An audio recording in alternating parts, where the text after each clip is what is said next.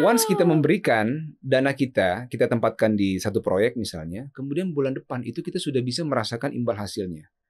Passive income-nya itu sudah bisa kita rasakan terus sampai jangka waktunya berakhir.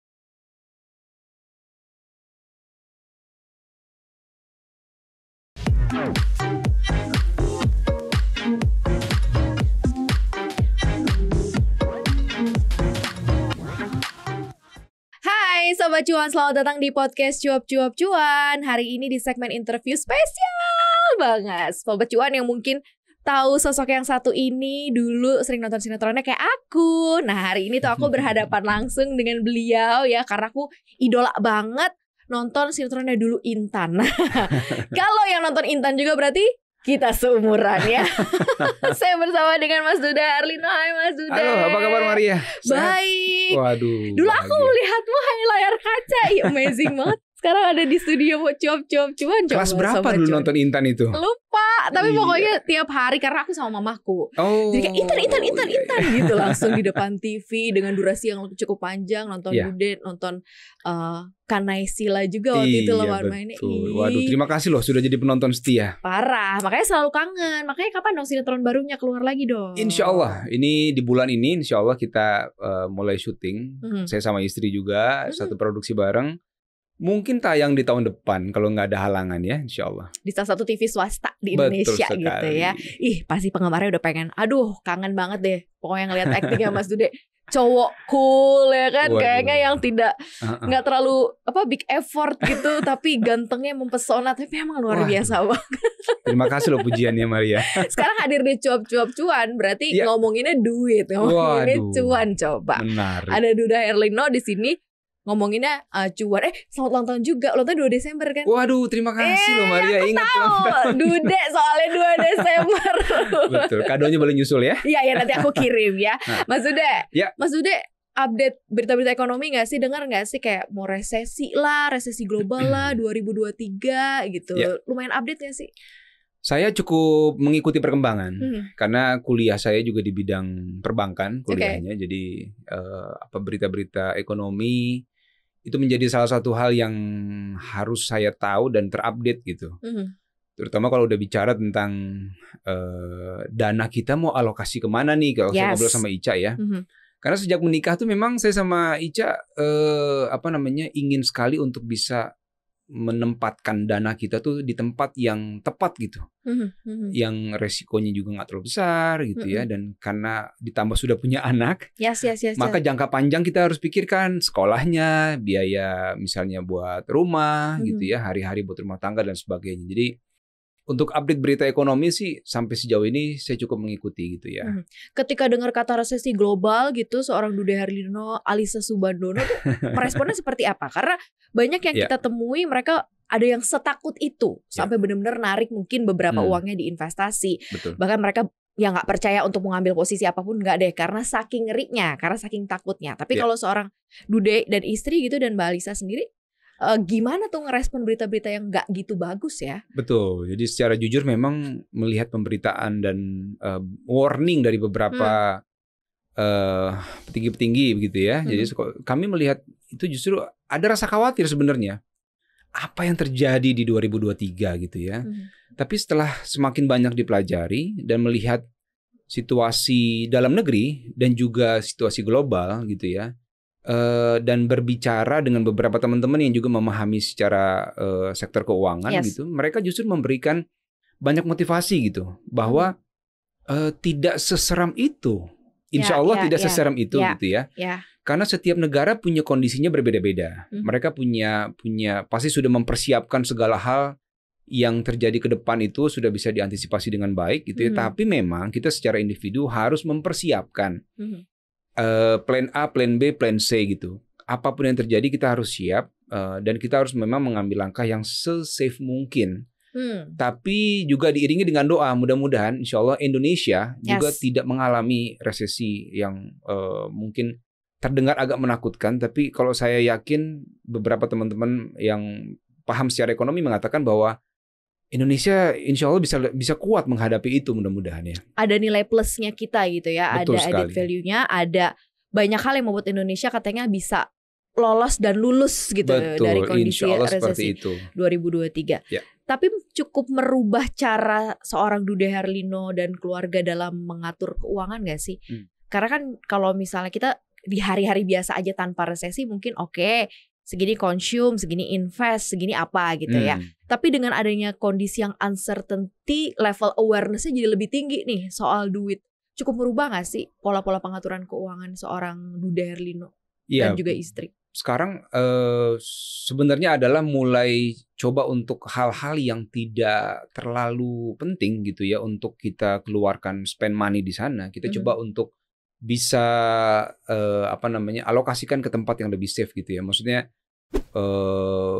untuk membeli barang-barang yang sekiranya agak mahal seperti itu coba kita rem dulu lah gitu ya. Kita coba lebih banyak nabung atau memang kita alihkan kepada sektor investasi yang memang kita rasa ini tetap bisa bertahan dengan sistem yang baik gitu ya.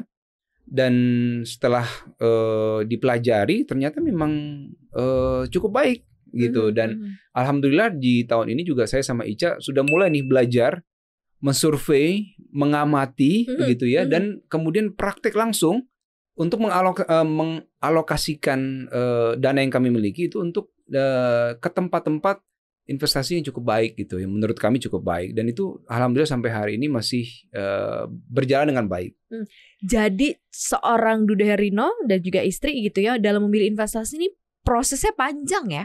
Jadi harus diperiksa dulu, dicek dulu, di cross check, double cross check mungkin ya, apakah investasinya cukup resilience, cukup oke ya dalam menentukan investasi ya. Betul, karena kita kemarin kan sempat ada berita-berita tentang misalnya investasi yang bodong gitu ya. Kemudian benar. karena ini berkaitan dengan dana begitu kan. Tapi kan kita dengan sekarang kan informasi sangat terbuka begitu ya. Kita bisa tahu misalnya kita buka di OJK begitu ya, kita tahu mana yang sudah terdaftar dengan berizin, kemudian mana yang kemudian tersertifikasi dengan baik gitu ya.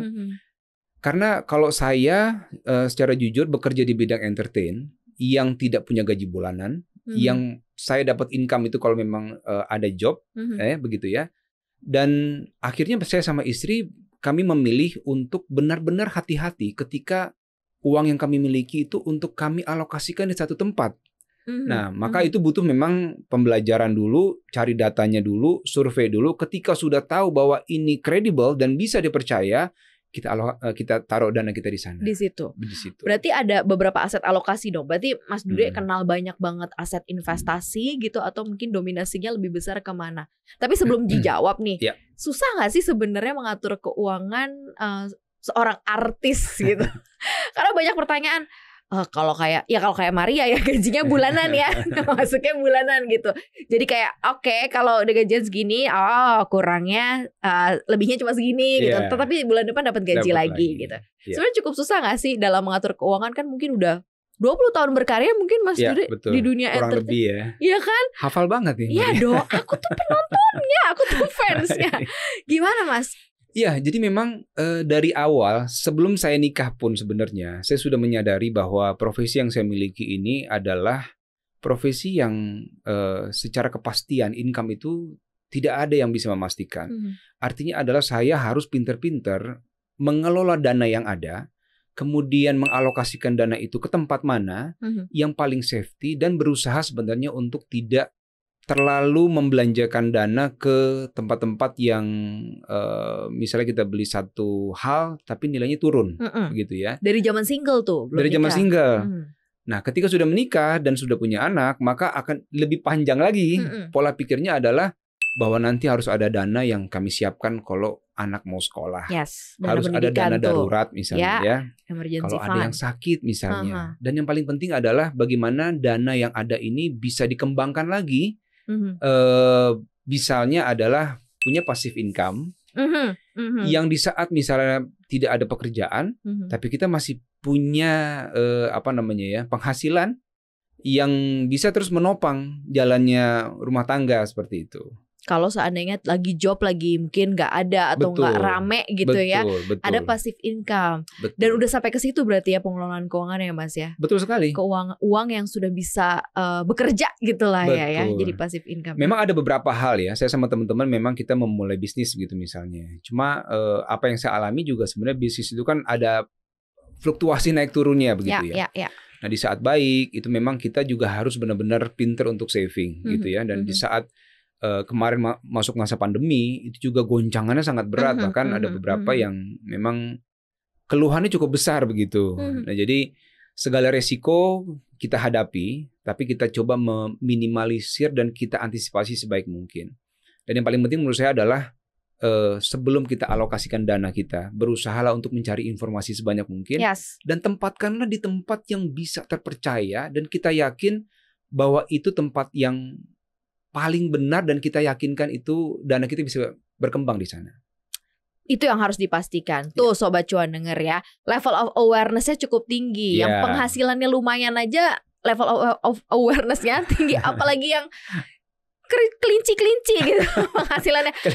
harus lebih detail gitu ya monitoringnya di mana. Nah, kalau sekarang kita update mengenai aset-aset investasi nih, Mas Dude, misalnya kita tahu lah ya, kayak Cuap Cuan kan ngomonginnya saham, kripto lah sekarang kan, NFT lah. Terus kemudian kita tahu ada real asset kayak emas, properti, atau mungkin yang agak lebih akrab gitu ya, mungkin reksadana, mungkin Sobat Cuan juga tahu. Terus ada juga peer-to-peer lending ya, peer-to-peer lending. Mana sih yang kemudian dari karakter-karakternya cukup cocok nih masuk ke seorang Dude Herlino, kemudian menjadikan ini salah satu aset alokasi untuk keuangannya? Baik, jadi saya sama istri karena setelah menikah itu segala hal kami diskusikan bersama begitu. Jadi komunikasi keuangannya bagus ya Mas Dude ya, sama istri ya. Soalnya banyak yang nggak kayak gitu, beneran Sobat Cuan. Oh begitu. Jadi curhat ya. Jadi curhat. Jadi ini contoh yang paling benar karena mereka suka takut karena kan kalau uang katanya tabu gitu ya. Jadi banyak yang nggak ngobrol terbuka sama istrinya, sama suaminya gitu. Kasihan ya. Kalau saya melihat adalah bahwa sebenarnya mungkin ada informasi yang istri saya punya, saya nggak tahu gitu. Ya. Apa yang saya punya mungkin dia belum tahu. Nah kita bisa saling sharing tentang info itu. Nah tadi jawaban dari pertanyaannya Maria, sejak menikah memang saya sama Ica ini alhamdulillah kami berusaha untuk bisa menerapkan apapun ya, baik transaksi, kemudian alokasi dan sebagainya itu, termasuk investasi. Kami belajar untuk bisa memaksimalkan di sektor yang skemanya syariah.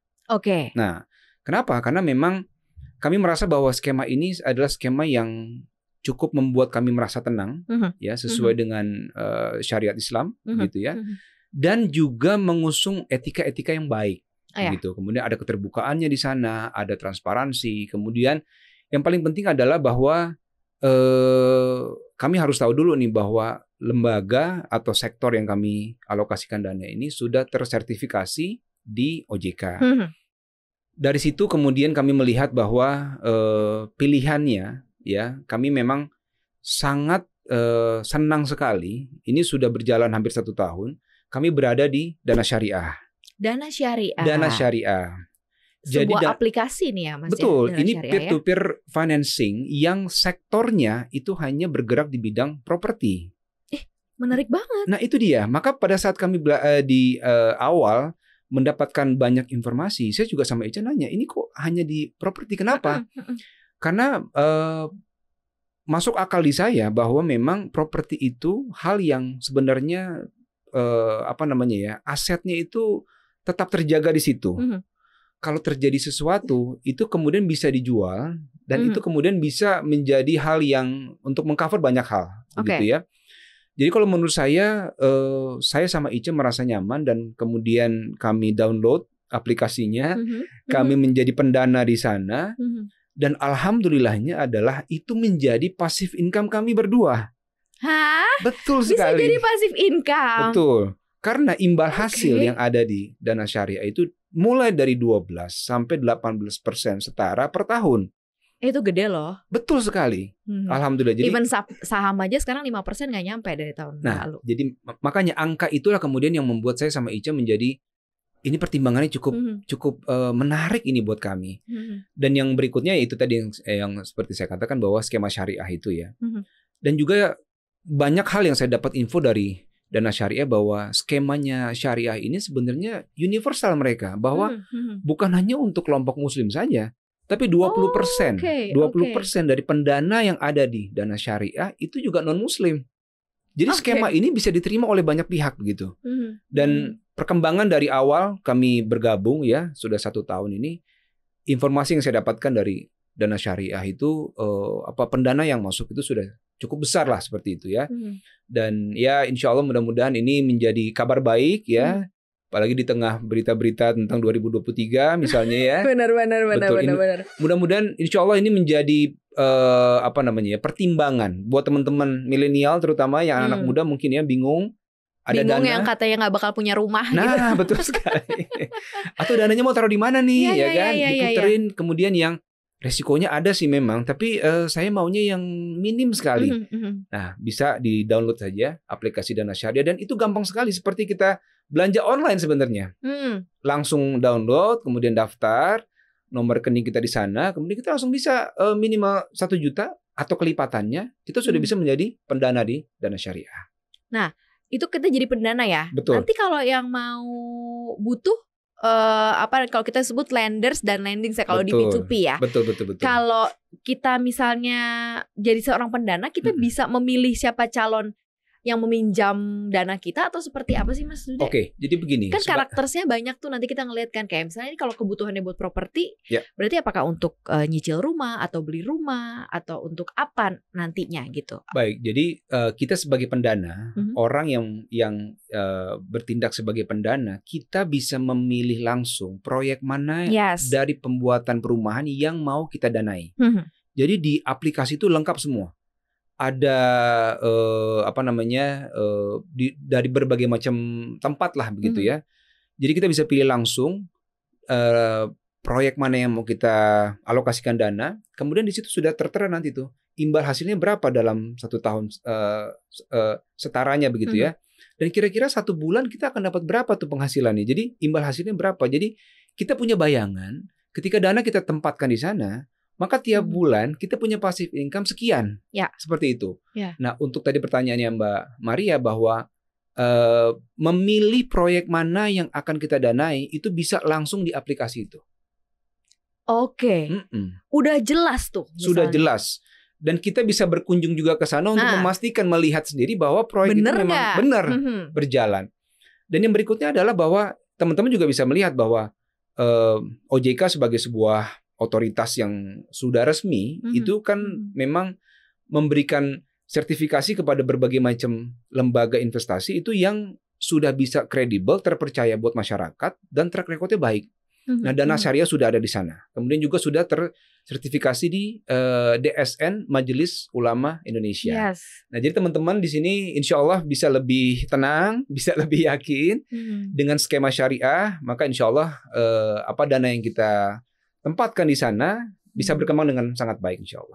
Cuan maksimal berkat melimpah ya. Cuan maksimal berkah melimpah. Berkah melimpah gitu. Betul. Kalau dari seorang Dude sendiri ketika kemudian running nih jalan punya salah satu aset alokasi yaitu adalah Dana Syariah, manfaat apa sih yang dirasa gitu setelah join di sana sebagai seorang pendana? Kemudian sekarang udah danain banyak proyek, mungkin ada proyek-proyek yang udah selesai atau seperti apa sih? Apa rasanya gitu manfaat yang dirasakan oleh seorang Dude? Baik, manfaatnya menurut saya yang pertama adalah passive income itu. Itu yang pertama ya? Itu yang pertama, karena untuk rumah tangga yang terus berjalan ya bahwa memiliki passive income itu hal yang sangat menarik menurut saya. Dan kita memiliki satu hal yang bisa kita tunggu di bulan depan bahwa nanti akan ada lagi imbal hasil yang kita terima di bulan depan. Kemudian yang kedua adalah bahwa kita merasa juga bahwa kita menjadi bagian dari instrumen investasi dengan skema syariah. Karena menurut saya sekarang ini banyak teman-teman yang sudah melek dengan skema syariah begitu ya, karena mereka juga merasa skema ini sangat baik, punya etika yang baik, transparansinya baik, tidak menzolimi siapapun, baik orang yang memberikan dana ataupun yang menggunakan dana. Kemudian yang paling penting adalah berikutnya yang kami rasakan karena skema syariah itu yang tadi seperti Mbak bilang, keberkahannya kita harapkan. Amin, ya. amin, pasti itu. Betul, jadi insya Allah yang masuk kepada kita dari imbal hasil itu juga kita berharap Allah memberikan keberkahan untuk kita. Luar biasa, adem banget ya kalau udah ngomongin soal masalah investasi, tapi investasi yang based on syariah gitu. Yes. Dan gak susah gitu ya, Mas. Sangat ya. mudah. Gampang, tinggal sekarang ambil handphonenya, masuk ke App Store atau ke Google Play Store ya. Betul, bisa langsung download di situ. Langsung bisa jadi pendana. Bisa langsung jadi pendana. Kalau mau minjem juga bisa langsung kayak gitu. Bisa langsung. Dan bisa langsung memilih proyek mana yang mau didanai. Di situ akan bertebaran banyak proyek-proyek, nanti tinggal bisa pilih aja. Mau berapa bulan, dengan imbal hasil berapa persen, karena dari 12 sampai 18 itu kan range-nya ya. Nanti teman-teman bisa lihat itu, oh saya mau yang sekian persen misalnya. Jangka waktunya sekian bulan misalnya. Itu cukup beragam di sana, sesuai dengan keinginan teman-teman sendiri. Dan sistem imbal hasilnya pun akan langsung masuk ke rekening si pendana. Nah, itu yang menarik. Sistemnya begitu. Begitu. Jadi wow. Once kita memberikan dana kita tempatkan di satu proyek misalnya, kemudian bulan depan itu kita sudah bisa merasakan imbal hasilnya. Passive income-nya itu sudah bisa kita rasakan terus sampai jangka waktunya berakhir. Nanti kita bisa pilih lagi mau proyek yang mana lagi. Atau dalam waktu yang bersamaan, kita juga bisa pilih tuh satu proyek atau dua proyek yang sedang berjalan, itu bisa langsung kita pilih bersama di aplikasi. Habis masa jangka waktu akan kembali berarti semua uang yang kita taruh di situ sebagai dana proyek gitu. Betul, ya. Plus dengan imbal hasilnya. Aduh. Tuh kan di tengah gonjang-ganjing dunia ini ya kan ternyata ada yang bisa cukup mencerahkan gitu ya. Dan Sobat Cuan juga mungkin bisa melihat ini sebagai salah satu diversifikasi juga, mungkin punya investasi lain gitu. Nah, ini lumayan menarik kalau kita ngomongin investasi dan juga kita ngomongin soal masalah goal finansial. Nah, kalau artis kan, kalau masyarakat atau mungkin Sobat Cuan ngelihat, wah artis mah apa-apa aja bisa nih. Kalau mau ke sini juga besok bisa, mau ngapain juga bisa gitu. Tapi seorang Dude Herlino dan keluarga men-set up goal finansial gimana sih? Kan mungkin kita ada tujuan kayak, oh tahun depan harus ini, misalnya 5 tahun lagi harus ini, 10 tahun lagi harus ini gitu kan. Ada financial goals yang memang kita tentukan nih. Jadi kita tahu duit kita tuh arahnya kemana. Mas Dude dan istri melakukan hal itu juga gak sih? Iya betul, sangat. Jadi dari awal begitu menikah, seperti yang sudah saya bilang tadi, bahwa komunikasi saya sama Ica itu harus benar-benar seterbuka mungkin, terutama dari bagaimana kita mengelola dana kita masing-masing. Karena Ica punya penghasilan, saya punya penghasilan, kemudian kita coba untuk bisa meramunya sebaik mungkin supaya dana yang ada ini bisa berkembang. Nah, kemudian dari hasil diskusi, kemudian survei, membaca data, informasi, bertanya-tanya dari teman-teman gitu ya. Memang saya sama Ica men-set bahwa sistem keuangan rumah tangga kami yang pertama adalah harus banyak savingnya ketimbang keluarannya yang dikonsumsinya begitu ya. Karena tadi yang seperti saya bilang di awal bahwa income yang saya dapatkan dengan Ica itu tidak seperti pegawai negeri atau pegawai swasta yang bulanan begitu. Bahwa kami harus pintar-pintar sekali menyimpan, menabung, dan kalaupun harus dikeluarkan, kalau bisa dialokasikannya ke tempat-tempat yang bisa membesarkan lagi aset-aset ini. Nah, maka ketika bertemu dengan dana syariah, ini satu kabar gembira buat saya sama Ica. Makanya saya langsung bilang sama Ica, ini harus jadi pendana kita. Nah, bulan pertama dan bulan-bulan berikutnya sampai detik ini, kami merasakan keuntungan itu. Bahwa saya sama Ica, misalnya kita ingin ada liburan sama anak-anak di akhir tahun gitu. Ada goalsnya mau liburan gitu. Betul. Nah, sekian bulan sebelumnya, saya sudah meletakkan dana di dana syariah dengan imbal hasil sekian persen. Saya bilang sama Ica, nanti dari imbal hasil ini kita pakai jalan-jalan. Jadi jalan-jalan dari passive income yang ada begitu, tanpa mengurangi kemudian dana pokoknya begitu ya. Iya. Kemudian itu alhamdulillahnya istri juga menyambut baik. Jadi kami akhirnya memutuskan, oke, kita Bismillah, kita coba untuk menempatkan dana kita. Dan sampai hari ini alhamdulillah kami merasakan dana syariah ini perkembangannya sangat baik. Dan passive income tiap bulan yang kami rasakan juga sangat baik, begitu ya, konsisten mereka dan benar-benar bisa dipercaya insya Allah. Ini kalau misalnya Sobat Cuan sering dengar podcastnya Maria sama banyak orang sering nanya, bisa nggak sih investasi itu jadi dana dari investasi untuk jadi passive income? Nah ini kayaknya hari ini kejawab deh pertanyaannya Sobat Cuan. Karena kan kalau misalnya aset alokasi lain mungkin tidak ada kepastian ya. Sementara kalau ini ternyata sudah ada dan sangat jelas terpampang juga. Kamu bisa jadi pendana, kamu bisa jadi orang yang minta dana juga bisa gitu. Betul. Ya. Di aplikasi Dana Syariah ini. Seberapa penting sih investasi menurut seorang Dude Herlino? Sangat penting ya. Dan sekarang kalau saya yakin sekali banyak anak-anak muda yang sudah melek tentang investasi. Ya. Karena mereka melek atau FOMO nih. Yang fear of missing out banyak juga masih ikut-ikutan gitu. Padahal nggak kenal-kenal banget.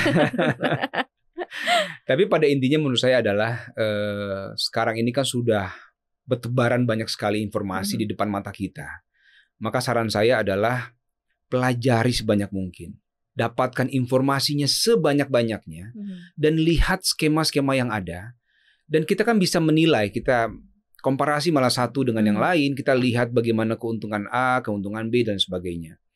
Kemudian kalau mau coba-coba dulu silahkan. Misalnya dengan dana yang kecil gitu dengan ya, untuk dana yang minim gitu dana ya, yang minim dulu kecil-kecil ya. Karena mungkin kita merasa mungkin ada faktor risiko yang kita belum tahu, coba dulu dengan dana yang kecil. Kalau kita merasakan ada satu keuntungan yang baik gitu ya, ada imbal hasil yang baik, boleh kita tambahkan dana itu.